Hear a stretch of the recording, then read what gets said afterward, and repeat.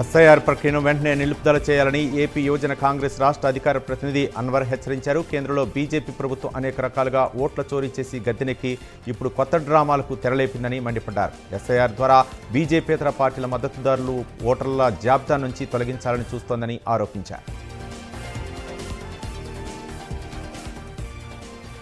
CM దిష్టిబొమ్మ దహనానికి ప్రయత్నించిన BJP నాయకులను పోలీసులు అడ్డుకున్నారు. హిందూ దేవుళ్లపై సీఎం రేవంత్ రెడ్డి అనుచిత వ్యాఖ్యలు చేశారని, ఆ వ్యాఖ్యలను వెనక్కి తీసుకోవాలని డిమాండ్ చేశారు. కాంగ్రెస్ ప్రభుత్వ పాలనలో 20 దేవాలయాలను కూల్చివేశారని, వారిపై చర్యలు చేపట్టకపోవడం విచారకరమని బీజేపీ అధ్యక్షుడు సప్పిరెడ్డి నరేష్ తెలిపారు. శ్రీకాకుళం జిల్లాలో ఆర్ఎస్ఎస్ హిందూ సమ్మేళనానికి ఏర్పాట్లు చేస్తున్నారు. ఈ కార్యక్రమానికి వక్తగా దక్షిణ మధ్య క్షేత్ర ప్రచారక్ భారత్ కుమార్ హాజరు కానున్నారు. 6,000 మందితో ప్రోగ్రాం చేస్తున్నారు. ఈ కార్యక్రమానికి పెద్ద సంఖ్యలో హాజరై కార్యక్రమాన్ని విజయవంతం చేయాలని ఎచ్చెర్ల ఎమ్మెల్యే కడుకుదుటి ఈశ్వరరావు తెలిపారు. కడప జిల్లా కమలాపురం మండలం పందెళ్లపల్లి పశు వైద్యశాల వద్ద పశుదాణాను పాడి రైతులకు అందించారు ఎమ్మెల్యే కృష్ణ చైతన్యారెడ్డి. రైతులకు మేలు జరగటమే ప్రభుత్వ లక్ష్యమని చెప్పారు. నియోజకవర్గంలో దాదాపు 25 లక్షల రూపాయల సబ్సిడీ రూపంలో పంపిణీ చేశామని ఎమ్మెల్యే తెలిపారు. హిందూ దేవుళ్లపై తెలంగాణ సీఎం రేవంత్ రెడ్డి అనుచిత వ్యాఖ్యలు చేశారని ఆరోపిస్తూ బీజేవైఎం నాయకులు ఆందోళన చేశారు. సికింద్రాబాద్ ప్యారడైజ్ దగ్గర ధర్నాకు దిగారు. హిందూ దేవుళ్లను కించపరిచే విధంగా ముఖ్యమంత్రి మాట్లాడటం బాధాకరమని అన్నారు. ముఖ్యమంత్రి రేవంత్ రెడ్డి చేసిన వ్యాఖ్యలు వెనక్కి తీసుకోవాలని వారు డిమాండ్ చేశారు. హిందువుల మనోభావాలు దెబ్బతీసేలా సీఎం రేవంత్ రెడ్డి వ్యాఖ్యలు ఉన్నాయని బీజేపీ నాయకులు అన్నారు. సీఎం మాటలపై మీర్పేటలో నిరసన వ్యక్తం చేశారు. హిందువులకు వ్యతిరేకంగా పనిచేస్తే ఏ ప్రభుత్వం మనుగడ సాధించదని బీజేపీ నాయకులు అన్నారు. రాజన్న సిరిసిల్ల జిల్లా బోయినపల్లి మండలం వర్ధవెల్లిలోని దత్తాత్రేయ స్వామి ఆలయంలో దత్తాత్రేయ స్వామి జయంతి ఉత్సవాలు వైభవంగా జరుగుతున్నాయి. 3 రోజుల పాటు జరిగే ఉత్సవాలకు అన్ని ఏర్పాట్లు చేశారు అధికారులు. ఉదయం దీపారాధన, కలశ స్థాపన, స్వస్తి పుణ్యాహవచనం, ఏకాదశ రుద్రాభిషేకాలు, ఆరతి, భజన, సంకీర్తన, పల్లకీ సేవ నిర్వహించారు.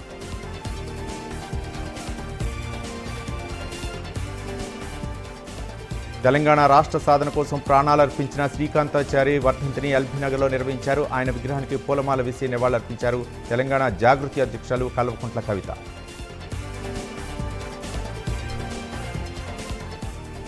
పార్వతీపురం మన్యం జిల్లా గుమ్మం లక్ష్మీపురం మండలంలో ఎన్ఈజీఎస్ నిధులతో నిర్మించిన నూతన రహదారిని కురుపాం ఎమ్మెల్యే తోయక జగదీశ్వరి ప్రారంభించారు.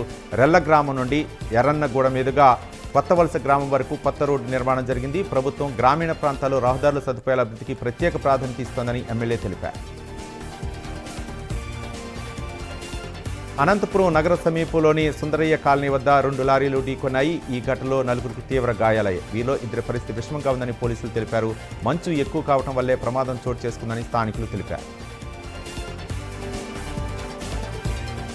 బాపట్ల జిల్లా బల్లికురులో రైతులు ఏఎంఆర్ సిబ్బందిపై ఆగ్రహం వ్యక్తం చేశారు. ఓ ఇంటికి మెరక తోలేందుకు మట్టిని తీసుకుని వెళ్తుండగా ఆ ట్రాక్టర్ను ఏఎంఆర్ సిబ్బంది ఆపారు. దీంతో రైతులు ఆగ్రహానికి లోనయ్యారు. ట్రాక్టర్లు ఆపి నిరసన వ్యక్తం చేశారు. ఇంటి నిర్మాణం కోసం మట్టి తీసుకెళ్లేందుకు అదనంగా అమౌంట్ వసూలు చేయడం ఏమిటని రైతులు ప్రశ్నించారు.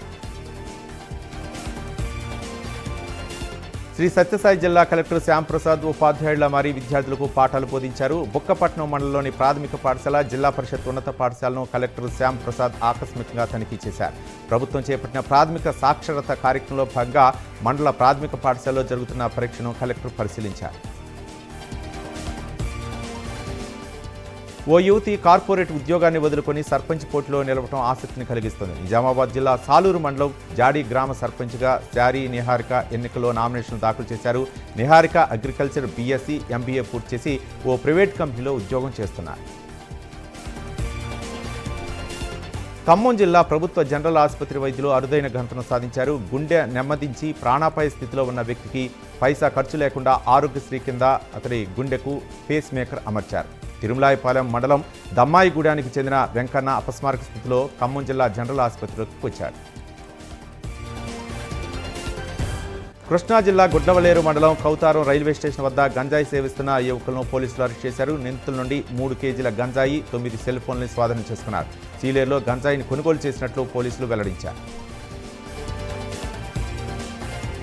సైబర్ నేరాల చట్టాలపై ప్రతి ఒక్కరూ అవగాహన కలిగి ఉండాలని ఎస్ఐ అర్జున్ సూచించారు. ఎన్టీఆర్ జిల్లా పెనుగంచిప్రోలు మండలం నవాబుపేట గ్రామంలో సైబర్ నేరాలపై గ్రామ సభ నిర్వహించారు. ఈ సదస్సులో భాగంగా వీడియోలు ప్రదర్శించి సైబర్ క్రైమ్పై అవగాహన కల్పించారు. శ్రీ సత్యసాయి జిల్లా నల్లచెరువు మండలంలోని గ్రామీణ బ్యాంకులో మోసం జరిగింది.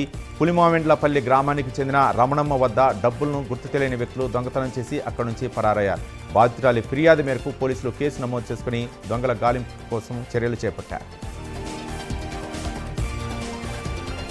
నల్గొండ జిల్లా మిర్యాలగూడ గ్రామ పంచాయతీ ఎన్నికల 2వ విడత నామినేషన్లు మంగళవారం ముగిశాయి. చివరి రోజు ఆశావహులు జోరుగా నామినేషన్లు వేశారు. నేడు నామినేషన్లు పరిశీలించనున్నారు. డిసెంబర్ 14వ తేదీన పోలింగ్ జరగనుంది. సత్యసాయి జిల్లా ఓబుల దేవర చెరువు వద్ద ఎదురెదురుగా 2 లారీలు ఢీకొన్నాయి. ఈ ప్రమాదంలో డ్రైవర్లకు గాయాలయ్యాయి. లారీ క్యాబిన్లో ఒక డ్రైవర్ ఇరుక్కుపోయాడు. జేసీబీ సహాయంతో పోలీసులు సహాయక చర్యలు చేపట్టారు.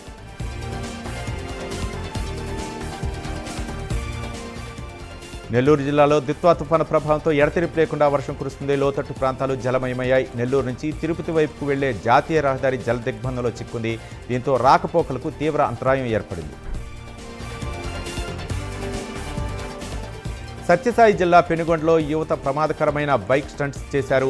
పోలీసులను సైతం లెక్క చేయకుండా వారి ముందే బైక్ విన్యాసాలు చేస్తూ తోటి వాహనదారులకు ఇబ్బంది కలిగించారు. దీంతో బైక్పై విన్యాసాలు చేస్తున్న కొంతమందిని పోలీసులు అదుపులోకి తీసుకుని కౌన్సిలింగ్ ఇచ్చారు. సత్యసాయి జిల్లా పెనుగొండలో సయ్యద్ బాబా ఫక్రుద్దీన్ గంధ మహోత్సవం ఘనంగా జరిగింది. రాష్ట్ర ప్రభుత్వం తరపున మంత్రి సవిత చాదర్ను తలపై పెట్టుకుని ఫక్రుద్దీన్ బాబాకి సమర్పించారు. ఈ వేడుకలో మదనపల్లి ఎమ్మెల్యే షాజహాన్ పాల్గొన్నారు. తిరుపతి జిల్లా చంద్రగిరిలో గంగమ్మ జాతర అంగరంగ వైభవంగా ప్రారంభమైంది. గంగమ్మ ప్రతిమలను ఆటపాటలతో ఊరేగించారు. ఎలాంటి ఆటంకాలు లేకుండా నాగుల గంగలమ్మ ప్రతిమలు విజయవంతంగా చేరుకున్నాయి. ఊరేగింపులో ఎమ్మెల్యే పులివర్తి నాని పాల్గొన్నారు. కృష్ణా జిల్లా అవనిగడ్లో కోడిపందాల శిబిరంపై పోలీసులు దాడులు నిర్వహించారు.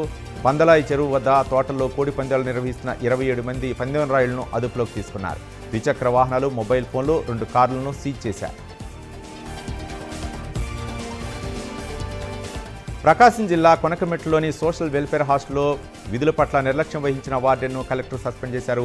విద్యార్థులకు అల్పాహారం, మధ్యాహ్న భోజనం కల్పించడంలో వార్డెన్ నిర్లక్ష్యంగా వ్యవహరించారనే ఆరోపణలున్నాయి.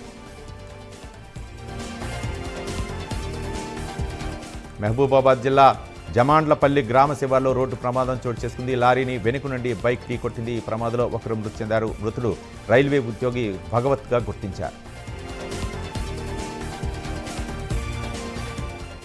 కొమరంభీం ఆసిఫాబాద్ జిల్లా బెజ్జూరు మండలం పోతస్వామిని గ్రామంలో ప్రభుత్వ పాఠశాల భవనం శిథిలావస్థకు చేరుకుంది. చెట్టు కింద విద్యార్థులకు పాఠాలు చెప్తున్నారు. వెంటనే నూతన భవనం నిర్మించాలని వారు ప్రభుత్వాన్ని కోరారు. మైనర్ బాలికపై లైంగిక దాడి కేసులో 3 నిందితులు పోలీసులు అరెస్ట్ చేశారు. బాధితురాలి పెద్దమ్మను కూడా పోలీసులు అదుపులోకి తీసుకున్నారు. సినిమాల్లో అవకాశాలు కల్పిస్తానని ఆశ పెట్టినట్లు గుర్తించారు. కోనసీమ జిల్లా తిరుమల వాడపల్లి శ్రీ వెంకటేశ్వర స్వామిని ఆంధ్రప్రదేశ్ హైకోర్టు జడ్జి గోపాలకృష్ణారావు దర్శించుకున్నారు. ఆలయ అధికారులు సంప్రదాయ అర్చక మర్యాదలతో ఆయనకు స్వాగతం పలికారు. అనంతరం స్వామివారి సన్నిధిలో ప్రత్యేక పూజలు నిర్వహించగా పండితులు వేద మంత్రోచ్చరణల మధ్య వేదాశీర్వచనం అందజేశారు. కృష్ణా జిల్లా పామర్రు శివారు ఎడదెబ్బ గ్రామంలో విద్యార్థి ఆత్మహత్యకు పాల్పడ్డాడు. పక్కింటి వారు తమ ఇంట్లో డబ్బులు పోయాయని విద్యార్థిని అనుమానించడంతో మనస్తాపానికి గురై సూసైడ్ చేసుకున్నారని తల్లిదండ్రులు వాపోయారు. తల్లిదండ్రులు కన్నీరు మున్నీరుగా విలపిస్తున్నారు.